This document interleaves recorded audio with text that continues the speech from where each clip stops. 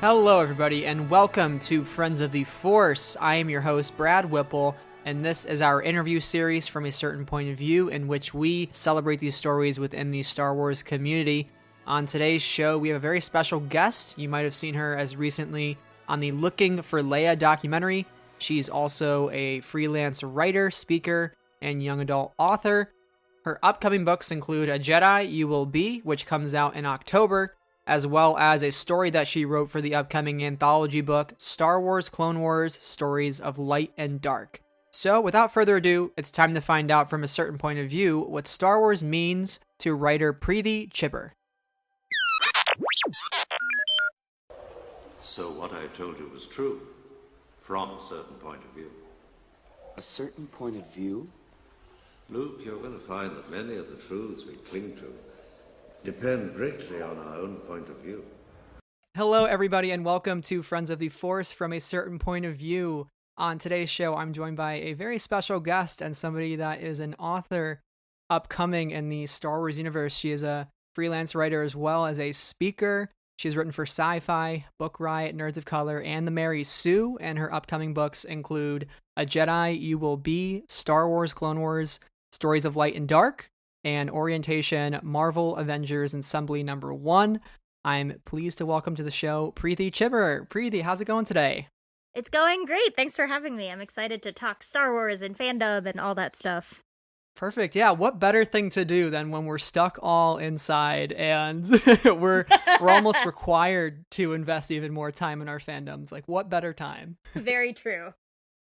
Well, I hope you're staying safe out in your neck of the woods, and really, this is an exciting opportunity for us to talk all things Star Wars, talk all things fandom, even outside of Star Wars, because I know you yourself are, as I've heard before, are very invested in many fandoms.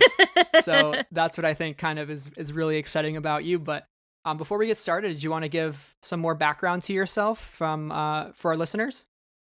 Sure. I mean, you got all the books that I have coming out, which is awesome. I have been writing full time for a little over a year. I started in children's publishing, so I'm like a huge kidlit person, and also a huge nerd person, which is where all these things kind of come together in my writing life, which is awesome. But yeah, I'm a fan of being a fan. I like liking things. I just have a good time doing it. So I used to, like, my friends say I'm like a walking exclamation point, because I'm just so excited all the time about all the things I'm into. So yeah.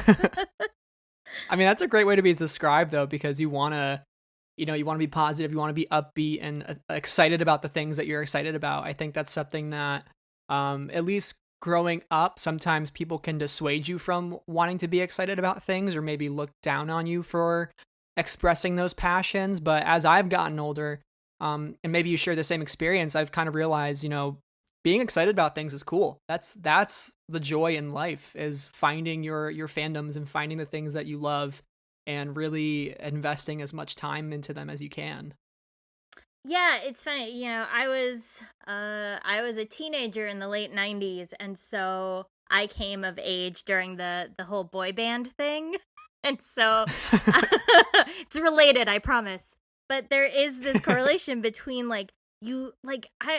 I don't know how many people remember this, but it was like all consuming, like this love for these bands or whatever. Like, it's why I learned HTML, like it's why I started writing. And so I've always had this passion for like kind of throwing myself wholeheartedly into the thing. It helps that I went to a really nerdy school.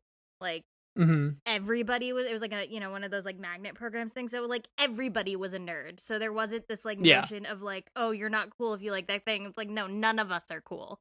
Like, if you're cool, you're the coolest kid in a nerd school. So like, whatever. Yeah, that's amazing. Yeah, I mean, the 90s were a fun time to grow up. I had a sister, so I was getting a little bit of the boy band vibes from her through, Backstreet and NSYNC. So it's been a while, though. But for you in particular, I know you're a Star Wars fan, and that's been such a huge part of your life. So where in your life did Star Wars enter the picture, and how did you connect with it originally? So it's funny because I've told this story before, but for people who haven't heard it, it's it's one of those things that's always been there. I have an older brother and I have a mom who is also like very, very nerd centric. You know, she's a huge Trekkie, like all those things. So I don't remember the first time I watched Star Wars. Like it's just kind of been omnipresent and there my whole life.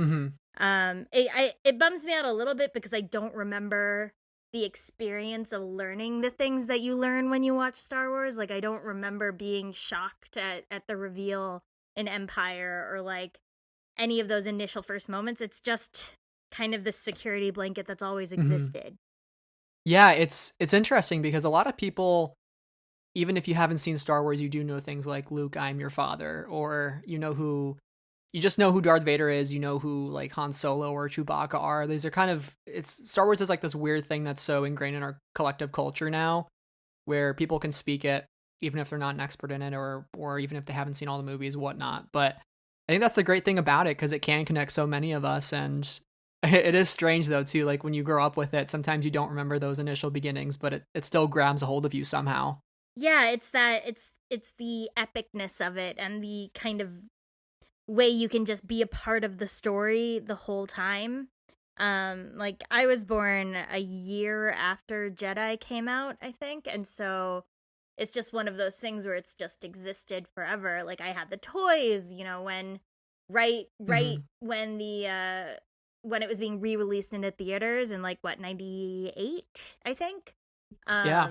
I remember getting like lightsabers for Christmas and like the Nintendo 64 game not long after that. And so it's just always been there. Yeah. Yeah, it's omnipresent, I think is the best way to describe it in our lives. I came in then with the 98 release as well. That was when I first discovered Star Wars. So it was an interesting time. It was a revival of sorts. But that's the great thing about it, you know, whenever we think it's gone, it springs right back up. Right back. like some weeds that can't go away, you know? So I know for you, you really connected with Luke Skywalker, and he's one of your favorite characters in Star Wars. So why him in particular? I'm a sucker for like that, the kind of reluctant hero a little bit. Like I know Luke wants to get off the planet and he wants to go on these adventures, but then realizing how much work it is and what it means and the growth he shows over the series is just something so compelling. And so, but he never loses, you know, in the original trilogy, he never loses that desire to be good and that desire to do good. And I think that's something that I just love to see in a character. Of like, it's the same reason that I love Spider-Man. It's this like desperate desire to do the most good that you can. And whatever you have to go through to do it, you will go through to do it. Yeah, that is really brilliant for his character, because you do feel how selfless he truly is. And when he doesn't feel like he can live up to certain expectations, which we kind of see in the sequel trilogy, it really gets to him, because his whole life is based around helping people. So it's like, when you finally can't help a specific person, what does that look like for our hero? And that's a difficult journey for him. But eventually he comes back around and realizes I can still help people even if I fail once. And I think that's why Last Jedi for me made Luke one of my favorite characters as well, because it made him so human, beyond even what the original trilogy did. But he's the farm boy in all of us, you know, the ones that want to escape on adventure or look at the horizon, you know.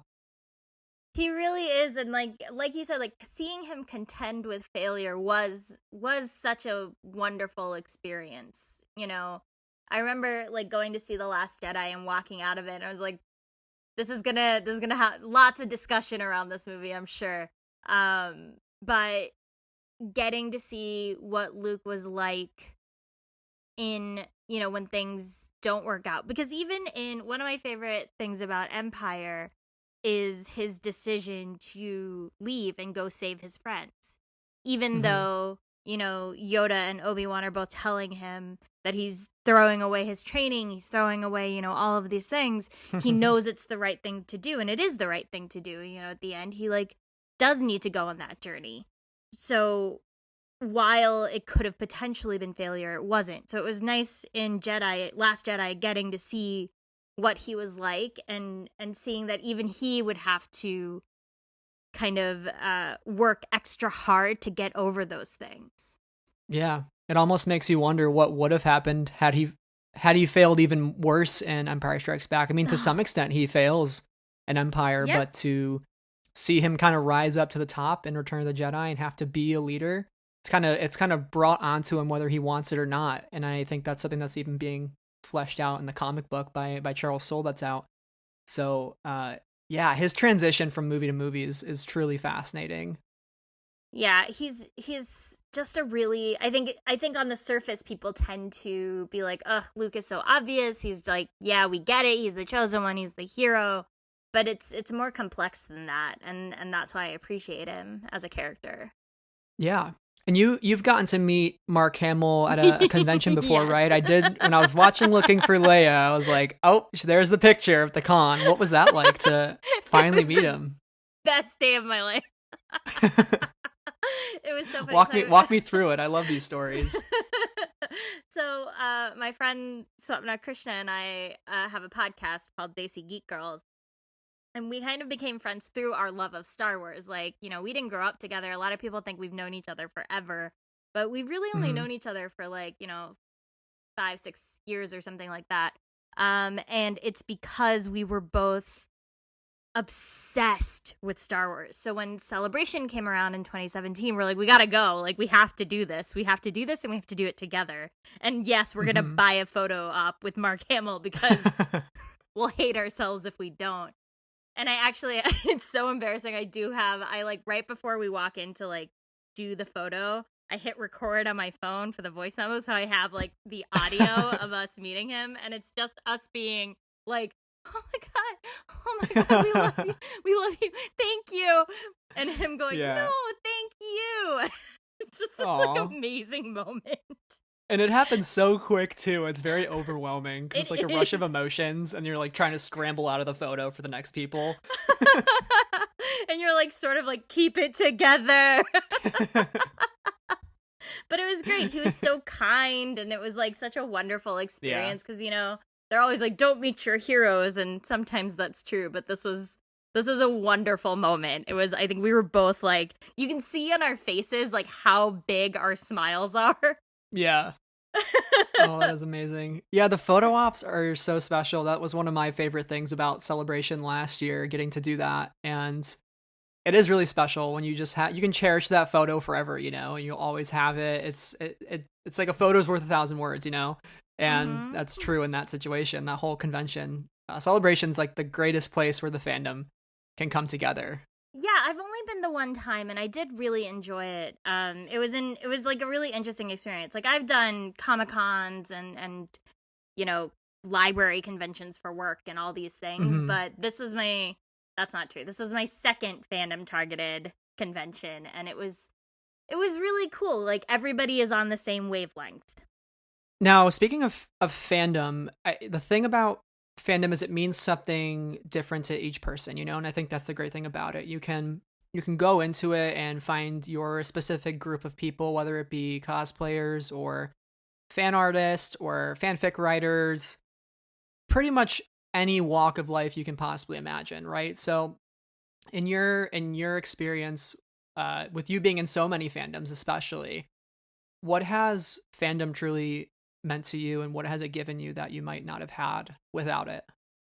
I think fandom has given me everything. Fandom is the reason I have a job. It's the reason it's being I came of age, like I said, in the late 90s, and I came of age in a very specific time for fandom where we grew up on the internet. We literally grew up talking about the things we loved, and I guess in some cases the things we didn't, online, and it shaped my ability to both write about the things I love, write about how much I love them, and write about them critically, in a way that has served me in countless ways.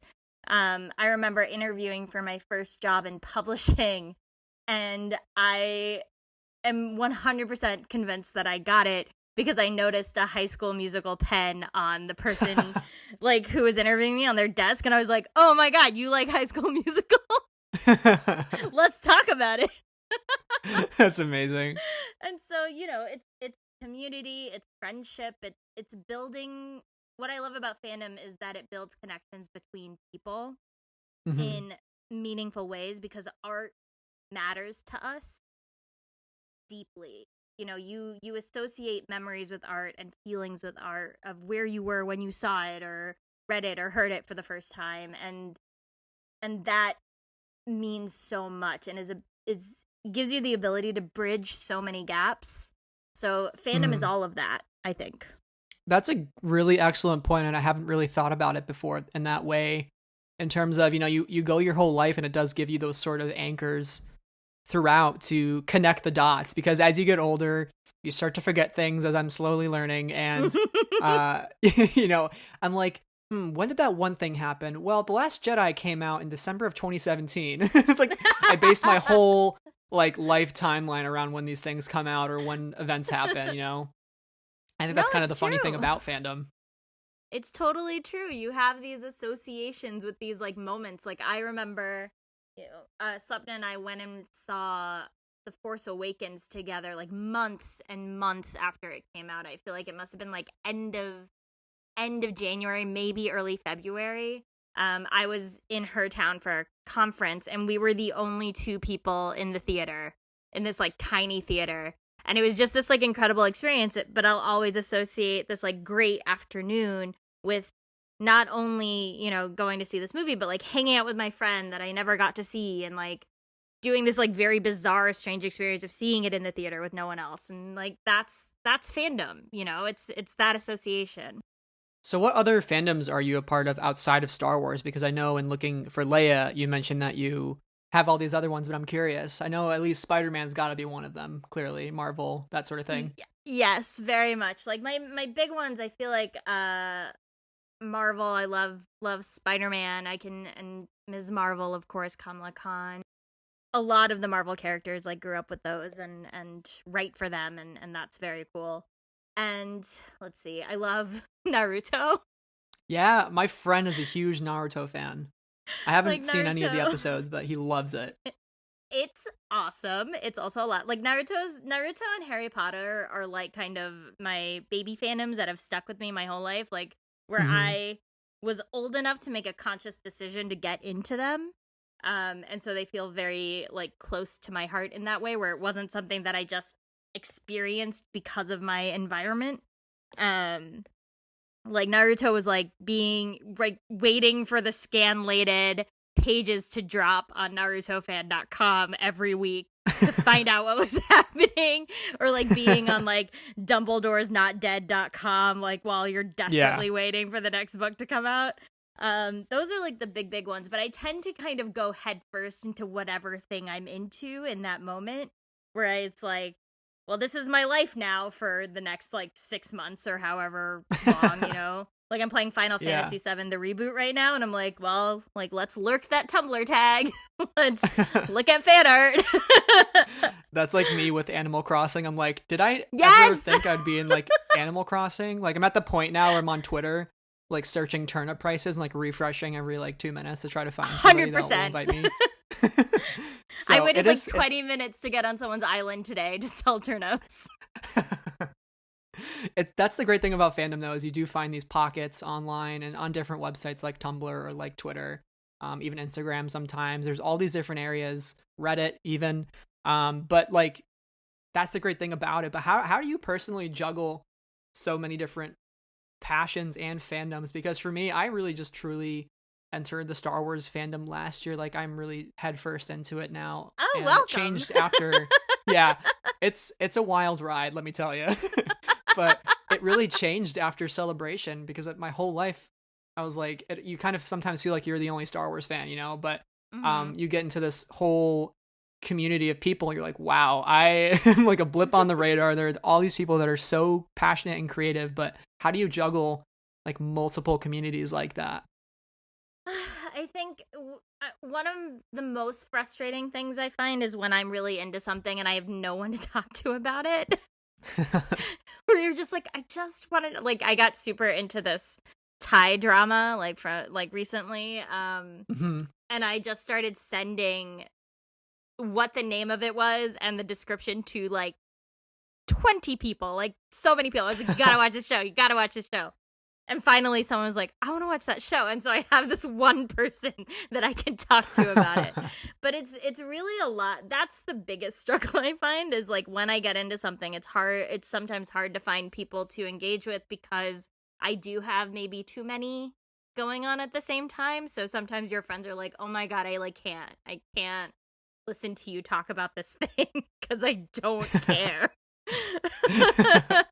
But then you find people, right? Like you'll find that community. You'll find someone who is willing to invest in it. I also don't sleep a lot. I don't get a ton of sleep. Which is sleep isn't worth it anymore, honestly. When you can write, when you can watch stuff, like it's not worth it. You're like, I could go to sleep, or I could read one more chapter of this fanfic. How would you say fandom has changed throughout your life? Because I think the introduction of like Twitter fandom and all these different outlets that we can now express ourselves in and connect with so many other people that don't just live in our zip code. How has that changed for you, and how has it either improved or made the experience more complicated? I think it's, I said, I went to this nerd school or whatever, but there were still things like when I was in high school, it was not cool or like normal to be like, yeah, I read fanfic. Like you wouldn't tell someone that. You had your fanfic friends who were online and you engaged with them separately, but like you did not like come to school with your fanfiction, or then you really were like that weird kid. So there is an openness and an understanding of what fandom is by a larger like society that I think is both good and bad. That it does mean that a lot of fandom has been corporatized in a really strange and interesting way. And so you don't kind of have that smaller mindset of like, it's us against the world, right? Because everybody's into it. Like you're no longer unique for that specific interest. So it's different, but I think it's good in that there's no shame necessarily involved anymore in like really, really desperately loving the thing that you love wholeheartedly beyond what maybe people would consider quote normal or whatever. Like getting fandom tattoos or like is no longer like, oh, look at the weird kids who go to the convention. That looks like a really good time. Like everybody wants to go. Right, like I want an entire sleeve of porgs on my arm. Like that's totally not weird. Of course I do. At one of these celebrations, it's bound to happen. Honestly, I'm gonna get a Star Wars tattoo. I think you've inspired me. That I don't have one either. I really want one. So for Star Wars too, again, I can only speak from my fandom experience and being in the Star Wars fandom. But how do you think this one differs from the rest of them? Because I think that can be, I think it's a very complicated answer, a complex answer that maybe you can have that perspective because of the fandoms you're involved in.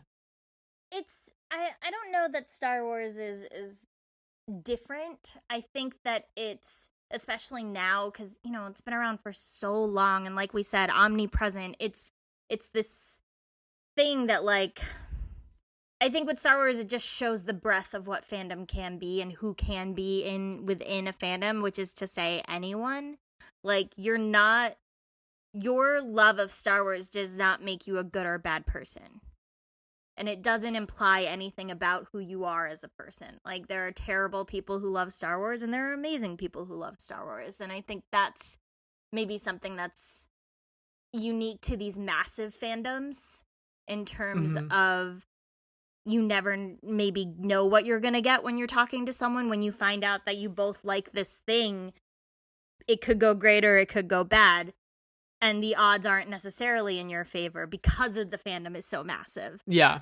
Right? Like, if the fandom is smaller, hopefully there's a lesser chance of you finding someone who are like, oh, I know that we both like this thing, but I actually don't really like you as a person. But, like, Star Wars, who knows? I mean, and I think that's actually kind of good. It's this common ground for everybody. Like, unfortunately, it also means that you have people who can't necessarily step outside their own perspective, and it's like their perspective on Star Wars is the right perspective, and there is no right perspective, right? Right.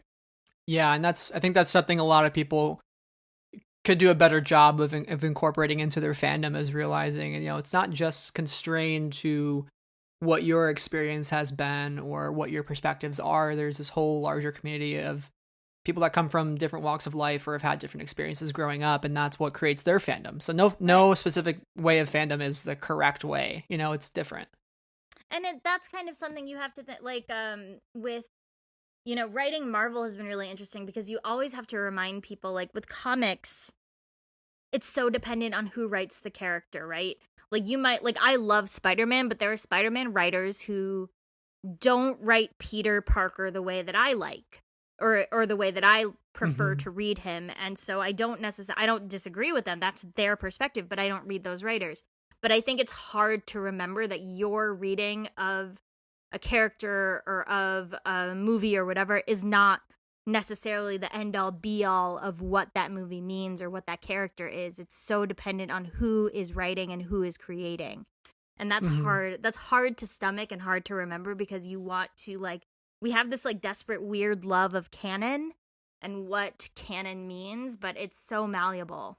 Yeah, especially when you have fan fiction. I mean, fan fiction can be some of the best stuff you read sometimes. And even though it's not quote-unquote canon, it can still give you a different perspective that you might not be getting through the films or through a TV or through the comics, Yep. I mean, it's like, so I don't know if you're familiar with Avatar: The Last Airbender. I love Avatar. I'm very excited for it to come to Netflix very soon, and I will be binging it again. I love Avatar. I have trouble rewatching because I am such a Zutara fan. Like, I am all in on Zutara, and it kills me. Preach. It kills me that they're not Endgame. And so I live in, like, fan creation land with Avatar. Like, that's where I live. I'm with you there. Yeah. And that's, again, that is like where you can't have one thing satisfied in the canon. It's okay to then jump to something that is not canon and still get your fix. Totally. And, like, Avatar is still an incredible show. It's, like, such beautiful storytelling and characterization and animation. But I can't. It hurts my heart. I think it hurts your heart and the hearts of many others. I know. I feel very seen in the Avatar fandom. Yeah. So when we talk about, understanding other perspectives within fandom, looking for Leia, that's where I first found out about some of your work, and then later the fact that you would be writing this Clone Wars anthology, a story within this Clone Wars anthology book that's coming out. So getting to work on Looking for Leia and getting interviewed for that, what was that experience like, and what was some of the reception that you've seen to that so far since it's come out in December? It was very cool. I'm trying to remember when I even got interviewed for that now, because it was quite a few years ago. I met Annalise Ophelian, who is the creator, along with her incredible team, at Celebration, actually, in 2017. That was the first time I met them. And so it wasn't too long after that. It might have been in 2018, maybe, that I was actually interviewed. But it was just this great experience of getting to hang with people who are traditionally marginalized within society. They represent underrepresented communities. And so they have an immediate understanding of, like, what it's like to talk about fandom from the perspective who isn't the one you normally think of. Like, when people think of Star Wars and fans, they don't think of, like, an Indian woman. Very rarely, if they do. And so it was this, like, immediate comfort of being able to talk about what that was like. Because in 2017, I wrote about going to Celebration and meeting Riz Ahmed, because that was an incredible experience of, like, you're never the person. Like, when I was little, I wasn't the one who was allowed to play as Leia or Luke or any of these people because I didn't look like that person. Like, that was, like, they were like, you can't be that person. But Riz Ahmed was the first time I saw someone who looked like me in a major role in a Star Wars movie. Which is not to say, like you said, like, I identify heavily with Luke. I love Luke Skywalker. I think he's incredible. But it's not the same as when you see that person that shows you that you as yourself could exist within that universe. In Looking for Leia, it starts with the quote, we can't love a story without also looking for ourselves in that story and imagining ourselves into greater worlds. When we do that, we create something new. And it is so important for, even though you have the certain characters that you love growing up, like Luke or Leia, once you finally see yourself in that story, it's like, I belong there. And that's the importance of representation. And I know in the documentary you had mentioned growing up, there wasn't much of that in sci-fi and fantasy. So for you to finally see a character like Riz Ahmed in Rogue One, especially such an awesome character. Yeah. Like the rebellion would not have lived on without Bodhi Rook. Just saying, like, he saved everybody. Unsung hero of Star Wars. But to finally see somebody like him in a movie, it gives you that sort of validation that you've always been accepted in this, and now you finally get to see that. Yeah, and so getting to be in a space like Looking for Leia and getting to speak to that without any sort of like fear of repercussions or anything like that was amazing. And the reception has been really wonderful too. I think people were waiting to hear themselves and see themselves on the side of fandom too, because we're not always available in those spaces either. There is an anxiety about going into these spaces where you will be a heavily like slated minority, basically. And so getting to see that you exist in that way is also great. I didn't know a lot of other Indian geeks growing up.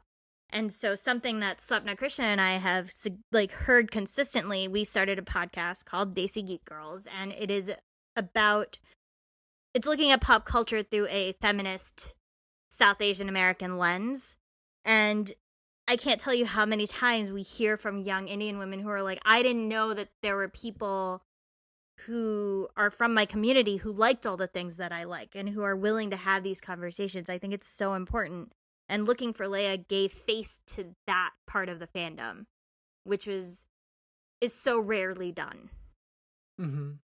Yeah, I was completely moved watching it and just seeing how much passion was put into the documentary and all the passion of the people within it. I didn't know anything about fanzines before I watched Looking for Leia, and now I'm like, I am looking, like I am interested. It's just so cool seeing all the different creativity around the fandom. But what would you say from your experience? Like, what can each of us do within the fandom? Like, how can we carry ourselves day in and day out to make a more inclusive fandom and to invite other people into the conversation who have different experiences, who come from different areas of the world? Like, what can we do to just make it a more like united and accepting fandom? I genuinely think that the Star Wars fandom at large is incredibly accepting, is incredibly warm, and everybody is just there to love Star Wars. And I think that you see it in the way that Kelly Marie Tran got that standing ovation at Celebration last year. Like, I was crying watching it, that was amazing. Yeah. I think the majority of fans like truly are welcoming and loving in that way. I think the number one thing, in my opinion, is just remembering that your perspective is not the only perspective. Like I said, like I think that's it's so hard to have conversations on Twitter or like whatever.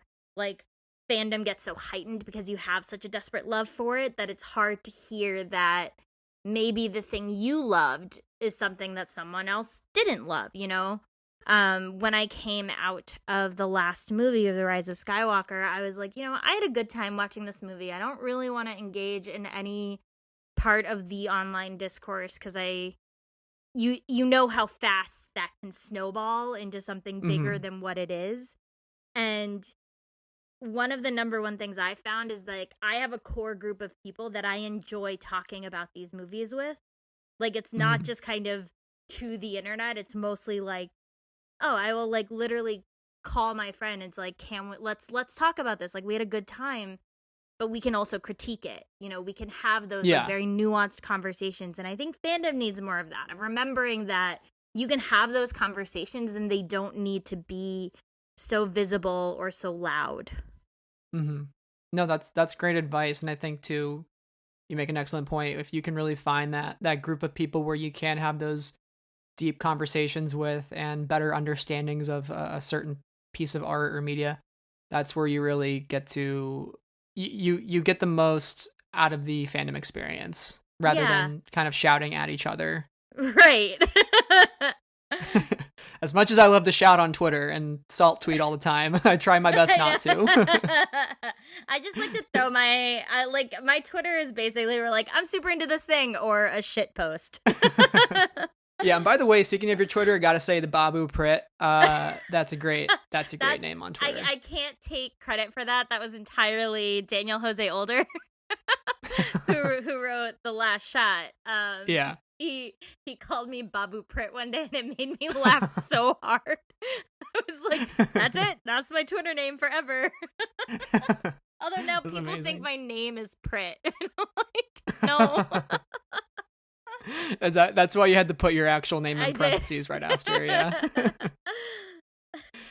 So you have 2 Star Wars related books coming out later this year. So the first is called A Jedi Will You Be, which comes out October 20th. And this is a 40th anniversary celebration of Empire Strikes Back, where it's a stylized picture book narrated by Yoda, which sounds extremely fun. And then you also will be participating in writing a story for Clone Wars Stories of Light and Dark, which comes out August 25th.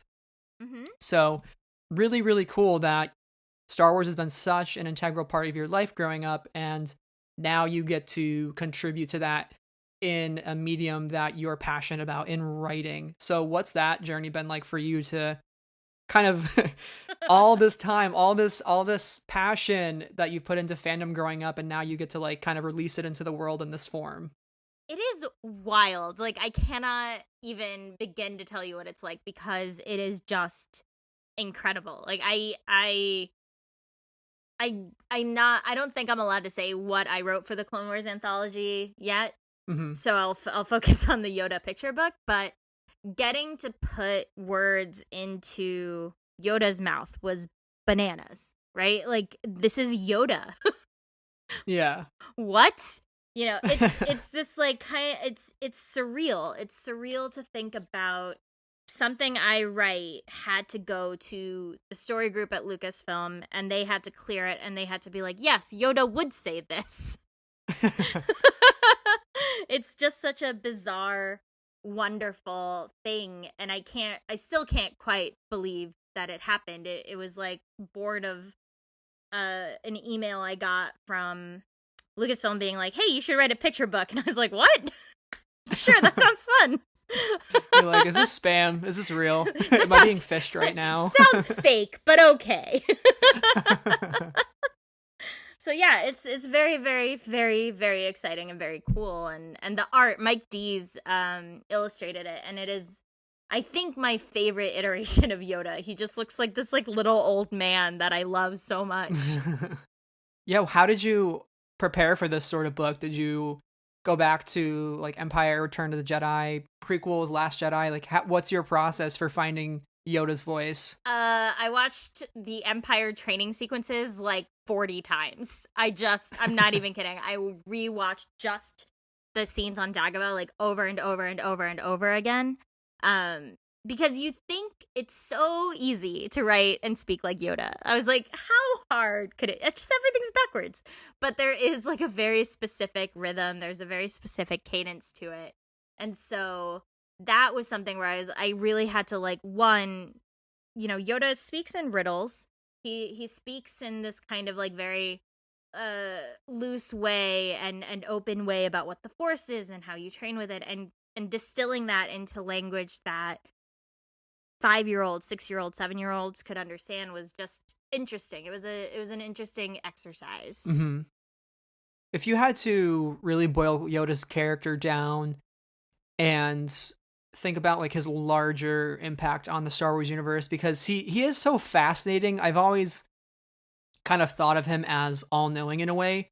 Like he knows more than maybe he says, sort of deal. And I really picked that up from this last season of the Clone Wars. There was a couple moments at the end where I was like, you know something, Yoda. You're not telling us. Like, you kind of know what's about to come. And he's always been about premonitions and visions and always in motion the future is. You know, he's such an interesting character. Yeah, I have not yet recovered from the last episode of the Clone Wars. I'm still, I like, I just, it's like I'm just so heartbroken and beautifully heartbroken, like in the best way over it. Mm-hmm. But yeah, Yoda is an interesting character because I think that he is an amalgamation of so many different writers and so many different kind of storytellers all coming together. Because of course you have the original trilogy where he is this person who trains Luke.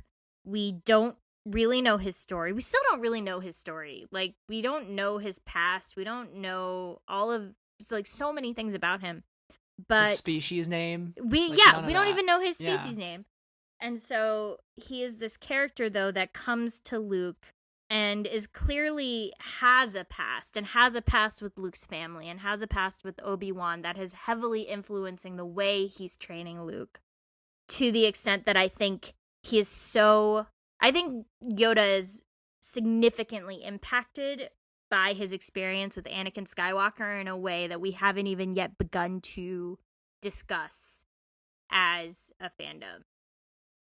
Because that's a piece of it that I think we need more story for. Like, I'm dying for, like, a first-person Yoda novel.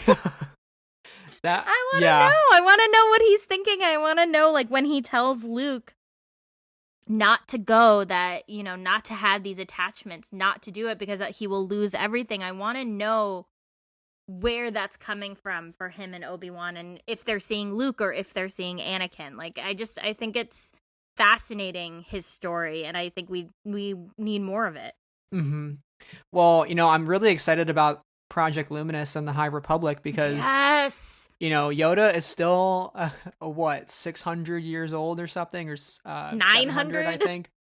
Yeah, so, like, he's alive, he's well, and I want to see what a younger Yoda looks like. Maybe that's somebody that's seeing some shit, you know, like, what does he go through to get to the point where he's at in the prequels, and to see ultimately, you know, failed I have. He tells that to Bail in Revenge of the Sith. Like, what goes into that? Just that fight with Sidious? Or is it so much more than that? Is it I think it's so much more. 400 years of experience of, wow, we were blinded this whole time. And that's a fascinating perspective. I want it. Yeah.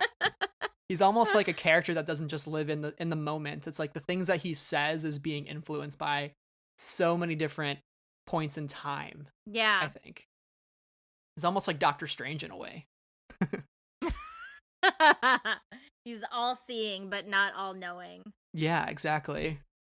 So if you had to kind of give us just a brief idea of why, you know, if you're a Star Wars fan out there, like, what would be the best part about picking up each of these books, and how might it help shape our current view of Star Wars canon, or just these Star Wars stories that we're used to? So Clone Wars Anthology, I think, is going to be really fun because it's all of us kind of taking our perspectives and giving voice to interiority in some of these cases, and some of these episodes where you don't necessarily get that part of it just by watching the episode. Mm-hmm. So I think it's going to add to the plot as we know it. And then A Jedi You Will Be is very much it's a beautiful book. Like, if you just want, like, a beautiful Star Wars book, like, this is, like, I cannot oversell Mike D's illustrations enough. They are just so gorgeous. Like, I want a print of the cover. I just think it's so, so pretty. But it's for kids, you know, it's for, like, kindergarten, first grade. Like, you want to get your kid or your nephew or niece or whatever it is into Star Wars. Like, this is, and to teach them kind of the best parts of the Force, of this idea that we're all interconnected, that we are more than just what our bodies say we are. Like, it's a really kind of, it's a love letter to the Force, and it's a love letter to how we can be the best we can be. Mm-hmm. Yeah, that gets me excited when you put it that way. And yeah, the cover is brilliant. Is that Yoda levitating a Gorg? Is that what I'm seeing here? We haven't. So the official cover has not been released yet. That should be coming soon. It's a placeholder right now. Gotcha. But I think we'll be doing a reveal soonish. Sweet. I will be looking forward to it, and as many others will too. Well, to wrap up the show here, Preeti, I want to ask you a couple of rapid fire questions, just sort of about your Star Wars fandom and Okay. just kind of some of your favorite things. It's not a pop quiz or anything. Oh We God, don't I'm do ready. that here. So, what is your favorite Star Wars film? Ah! It changes. Right now, in this moment in time, in whatever day it is, May, whatever, 2020, Rogue One has really been sitting with me a lot. Mm-hmm. Yeah, it's a fascinating story about hope and sacrifice. It was unexpected, but it was really so well good. received by a lot of people, I think. It's such a beautiful movie, and it's such like it's like every action matters. Mm-hmm. Yeah, the most tragic thing about it too is you think about what they had to go through to get those plans, and nobody remembers them. But it's also kind of like the reality of war in some ways. Like, you know, you kind of have to move on to the next battle. There's no time for mourning in some of those situations. So I gotta say, one of my favorite memes, just speaking of Rogue One, this will be my last point. One of my favorite memes that I've seen is General Dundana in A New Hope, when he mentions, you know, these are the plans brought to us by Princess Leia. And there's like a picture of Jyn Erso underneath, and she says, "Excuse me?" Hello? That's really funny. Yeah. So, thinking of a Star Wars project that you haven't seen yet, or like a story or like a time period, what is something you would really like to see come out of the Star Wars universe? All right, so here's my plea. All I want is like a buddy cop series starring Ahsoka and Sabine trying to find Ezra. Yes. That is the only correct answer, by the way. I want it. I need it so badly. Yeah. You know, we're done with the Clone Wars, so what's next? You know, I bet you will get an animation announcement this month at some point. Because they usually announce right after the previous one ends, so I think we're due. I hope so. Yeah. What have been one of your favorite fandom experiences that, whether it be in the Star Wars fandom or outside the Star Wars fandom? Obviously meeting Mark Hamill was the best thing that's ever happened to me in my entire life. Like, nothing will ever top it. Nothing. I can't, like, I've met many, like, through, you know, I lived in New York a long time. I was in media, and so I've met, like, Daniel Radcliffe and Tom Holland, and I've had these experiences. Nothing will top meeting Luke Skywalker. Yeah. Number one. Now, speaking of, you mentioned Tom Holland, who is your favorite Spider-Man? Ooh. I had to throw that one at you. Okay. I think that the problem is my favorite Spider-Man hasn't been on screen yet. Like, my favorite Spider-Man is Peter when he's, like, in his mid-20s and does not have his shit together and, like, cannot, like, pay his bills. Like, my favorite Spider-Man movie is the PS4 game, because, like, that's my favorite Spider-Man. It's so good. It's so good. The story is so good. It's quality writing for the character. And so, like, I love Tom Holland as Spider-Man. I think the MCU Spider-Man movies are the closest we've gotten to movies that balance Spider-Man and Peter Parker really, really well. You know, I having watched Agreed. every Spider-Man movie that's ever come out, like, they're all good in their own ways, but I'm waiting for when Tom gets a little older, like maybe when Miles comes in, which I don't know if that's happening someday. But no, right now it's the PS4 Spider-Man. Yeah.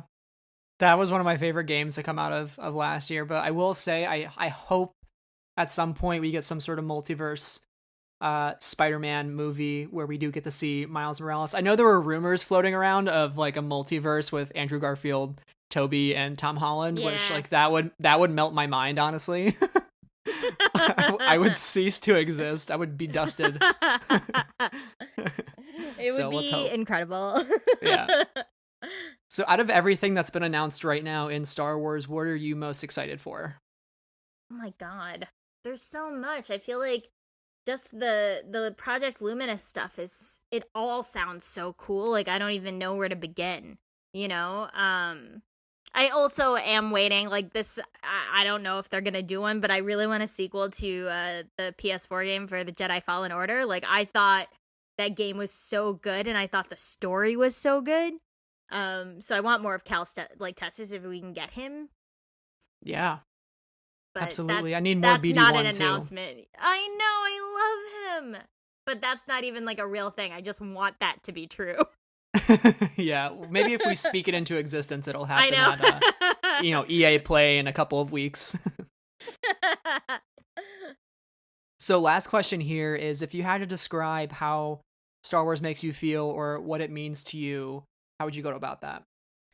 I think Star Wars to me is the number one theme is like, you don't lose hope. Like, there is always hope there is within Star Wars, it is about standing up for what's right against all odds and maintaining hope even when you are in your darkest days. Like, there is a tragedy to the Skywalker story, but there's also like immense hope there, and so that's what it is.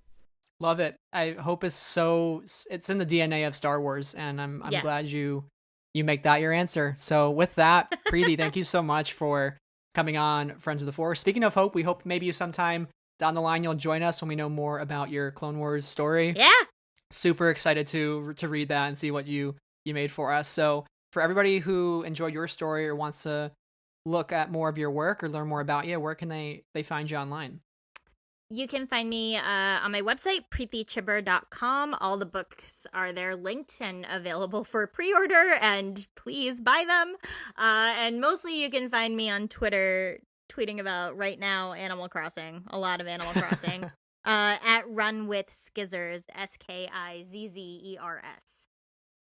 Excellent. Well, again, thank you so much. Stay safe out there in the world, and may the Force be with you. And with you! Hey everybody, thank you for listening to this episode of From a Certain Point of View on Friends of the Force. Make sure wherever you listen to leave us a review and give us 5 stars, which helps other people find the podcast. As for us here, you can find us on Twitter, Instagram, Facebook, and YouTube, and consider supporting the show on Patreon at patreon.com/Friends of the Force. Great way to support the show. Thank you to our current patrons, Anna, Cheryl, Deborah, Donnie, Marie Claire, Michael, Nadia, Neil, Rachel, Sarah, and T. So thank you all for listening once again. Hope you're staying safe out there with you and your families. And until next time, we are ones with the Force. We are friends of the Force. And may the Force be with you always.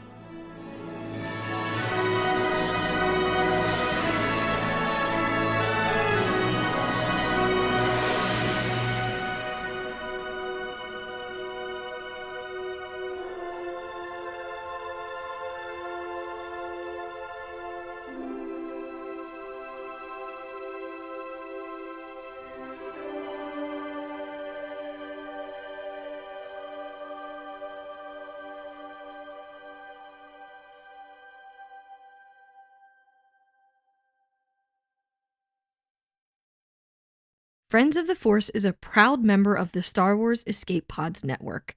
To learn more about our sister shows, find us on Twitter at WeAreEscapePods.